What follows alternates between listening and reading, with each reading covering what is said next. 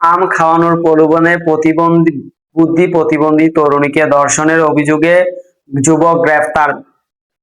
ফরিদপুরের বোয়ালমারী উপজেলার আম খাওয়ার প্রলোভনে কথা বলে বুদ্ধি প্রতিবন্ধী এক তরুণীকে ধর্ষণের কথা অভিযোগ উঠেছে। এই ঘটনায় অভিযুক্ত ওই যুবককে গ্রেফতার করেছে পুলিশ। শুক্রবার ৬ জুন সকালে উপজেলার একটি এলাকায় এই ঘটনাটি ঘটে। পরে স্থানীয় লোকজন তাকে আটক করে পুলিশে সোপর্দ করেন।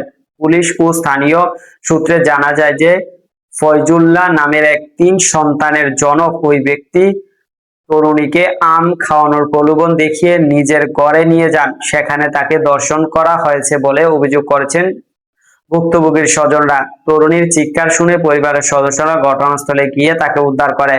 ঘটনার পর শুক্রবার রাতে ভুক্তভোগীর চাচি বাদী হয়ে নারী ও শিশু নির্যাতন দমন আইনে বোয়ালখালী থানায় মামলা দায়ের করেন। মামলার পর অভিযুক্ত ফজলুল্লাহকে গ্রেফতার করা হয়। বোয়ালখালী থানার ভারপ্রাপ্ত কর্মকর্তা আনোয়ার হোসেন জানান, অভিযোগ পাওয়ার পরপরই অভিযুক্তকে গ্রেফতার করা হয়েছে। ভুক্তভোগীকে প্রয়োজনীয় চিকিৎসা এবং আইনগত সহায়তা দেওয়া হচ্ছে।